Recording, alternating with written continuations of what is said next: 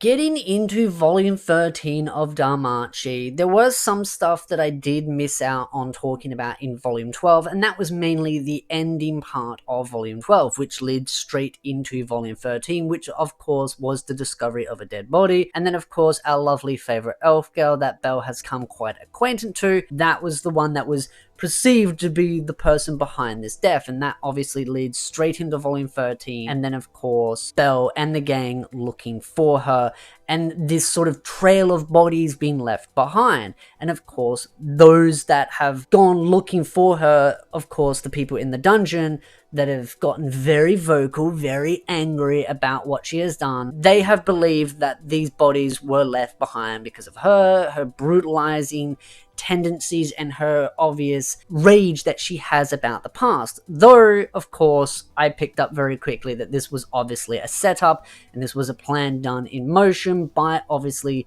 people in the shadows, people from the past, and of course these groups of people that are trying to use monsters from the dungeon as a way to cause chaos, and that is definitely a big theme in this volume. And there are a lot of things I felt I learned about the actual dungeon itself. I kind of always had this feeling that the dungeon felt like its own entity. Of course, it's been hinted many times well before this volume, but I feel like we learned a little bit more about just what it can do and what it can feel, and I've always wondered more about where this will go beyond, of course, volume 14 onwards, because this definitely led straight into what is to come. I mean, the ending of volume 13 leads right into volume 14 because of how it ended. But there were definitely a lot of things in this volume that kind of hinted that the dungeon can feel pain. It definitely knows how to react to certain situations. For example, if certain flaws have been jeopardized in the structure, it will do something to combat that. And that is something that was done in the past, and it is now doing that in this volume. There's this evil entity from the past that has learned about this, that has used the dungeon as a way to summon a beast so that it can try and tame it. And that is something that you can really see. The dark shadow entities that are manipulating and using and trying to cause havoc and chaos, they have gotten a lot smarter. They have used the dungeon to their advantage. It's almost weaponizing the dungeon, hurting the structure of the dungeon so that the dungeon will summon a beast to try and deal with this threat and then tame the very threat. It does also make me wonder if the dungeon will try and do something to actually try and combat that beast and that individual. It's really just gotten so much more deeper and more complex, and of course as they're getting deeper and deeper and deeper into the floors, I've always wondered what other things will they find. I also do need to read the side stories as well, because there are some stuff that I need to catch up on with the side stories. I'm mostly halfway through it, but of course there is a lot of stuff in the side stories for DanMachi, which of course goes with Eyes and the Loki familiars, that also uncover a lot of the stuff of inside the dungeon and how the dungeon sort of reacts to different situations. It again feels like it's its own living, breathing entity that can react to different situations. It just makes me wonder that if people were to try and communicate with the actual dungeon, would it communicate back, and how would that look? It's just something that I've just absolutely become so fascinated and entranced about, because there are so many little pieces of the puzzle that are kind of unfolding, but then with every answer being given, there are 3 more questions to ask. And that is what I'm loving about the story, the actual dungeon sort of growing and growing and growing and learning more about it and seeing where it goes. Of course, I always enjoy when there are situations where it's outside of the dungeon and learning about the world around the dungeon, but learning so much about the dungeon is still just an absolute treat. And of course, the volumes itself being focused on the dungeon. But of course, I don't mind when it isn't just focused on the dungeon. But of course, this volume is all focused on the dungeon. We do also have some other characters that were introduced in the previous volume, being Mari the Mermaid. She makes an appearance again in volume 13. She really helps Belle out. Belle lost his arm at one point, and then he got his arm back. I was very surprised at that point. I was like, just shows how powerful mermaids are and their healing ability. But of course, Belle is a beast in himself, and he definitely brings the power up another stage. He ends up getting separated from the party. All these pieces of the puzzle are moving around, all this chaos as Belle gets separated from the party, tries and helps his lovely elf girl that, of course, he is believing that she is innocent, even though all the shadows are trying to point blame at her, Belle ends up uncovering the truth, and that is where this massive confrontation breaks out. I don't feel like really much happens in the sense of different things going on. It really focuses a lot on just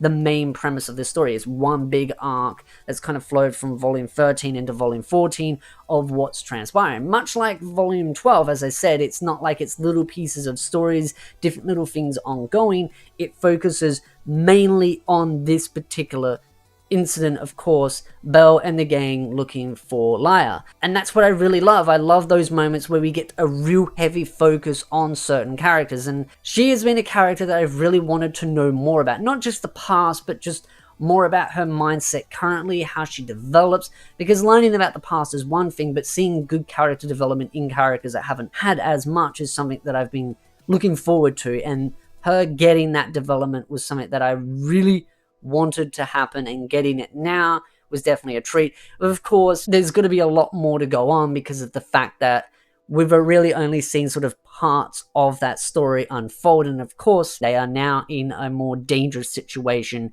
than they previously were. It kind of felt like Belle was starting to win the fight against this beast that the dungeon sent down to deal with them, because this individual that obviously has a connection to her in the past has used the dungeon's weaknesses, used the knowledge of the dungeon and how to summon this beast. He has made the structure of the dungeon very weak, made the dungeon react in a certain manner. The dungeon has sent the beast, and then Belle has fought this beast to a very weakened state, and then this entity has then put a collar around this beast and now has tamed it and is now using this beast to fight Belle and, of course, our elf girl. And then there's also the other monster that he also tamed as well that he was using to fight Belle. Belle has definitely overcome many hurdles, but every time he seems to overcome a hurdle, something worse seems to just keep piling up. And I can see why now he gains so many levels and so much power, because he's just getting one worse situation after the next, after the next, after the next, and he's definitely got to respond in a such way. I always do find, though, that Belle's combat skills are still very lacking. He still has to improve his ability to not just adapt, as much as he has definitely gotten a lot better, but his combat skills are still yet to be polished up. If you were to make a comparison like Eyes, where she's got a lot of combat experience, she's been doing it for many, many years, Belle is still very naive at it, he's still got a lot of experience to go through. So it's not just in a sense of levels that he's gaining, he also still needs to grow in the combat experience. And that is something that I think he will gradually gain throughout his adventures, and he definitely is gaining that experience now, and it does show it in this massive fight scene that happens. And I always do love the fight scenes. The light novels always do a really good job at fleshing out the fight scenes, making them full of energy and just so much excitement. You know, you're kind of sitting on the edge of your seat with the book, reading it, going page by page, seeing each fight scene play out, and I absolutely loved it. But as I mentioned before, this is just one big sort of overarching story, so there isn't heaps of many moving components going on, even though there are some moving components in this sort of story itself, where you've got Belle sort of chasing up after Lyra, him ending up finding her. You've got the other entities from the past that are trying to manipulate the dungeon, trying to get back at her. Of course, those that have been creating that sick multi-layered tunnel as they go deeper and deeper and deeper into the dungeon. Those people that love chaos and serve evil entities. And then, of course, you've got the other adventurers that live inside the dungeon in the lower floors and are very angry at the way things are planned out. They think that Lyra is the person that's killing all these people because of the fact that they've, in a sense, framed her. Now they're after her, and they've made her life a bit more challenging. But of course, with Belle and the gang, they're trying to sort of piece things together. I do kind of feel like Belle's other familiar members are much more negative about everything. Obviously, some of them might know things that Belle doesn't know, and Belle's always kind of that person that looks at the situation the best he can. He always puts faith in those that he believes in, which is always good about Belle. And then, of course, his other familiar members are there to kind of bring a more realistic mindset, but sometimes I do feel like they look at things a little bit more negatively. It's kind of that, is the glass half empty or half full? They always kind of look at it, well, it's half empty, while Belle's always looking at it as it's half full. He looks at the positive, they look at the negative, and I think that's just because of their experience with the dungeon and how vicious the dungeon can be, and obviously looking at the past she has gone through. It obviously shows that she has a lot of scars mentally, not physically, but you can see them throughout the story. She has a lot of grudges hold against certain individuals, and of course if some of them ended up being alive, which they ended up turning out to be, I wouldn't blame her to be quite angry and vicious and maybe go after them for a bit of vengeance. It's a good revenge story, I kind of think, because it shows that she has a lot of reason, a lot of motive to chase them, but at the same time it's kind of played against her in a negative aspect. They've used that to their advantage and have now made her look bad. And how they end up sort of repairing her reputation, that is something we'll just have to wait and see if that is something that they explore in Volume 14.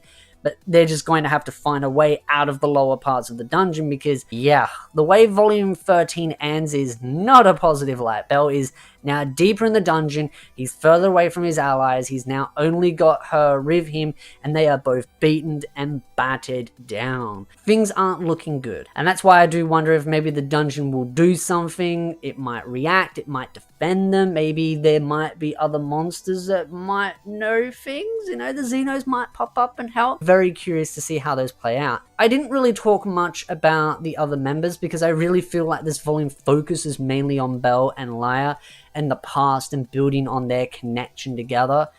Again, I highly recommend these volumes. I love the DanMachi light novel series. It's always been an absolute treat and a roller coaster going through its highs and its lows. So overall, I'd love to know your thoughts in the comment section down below.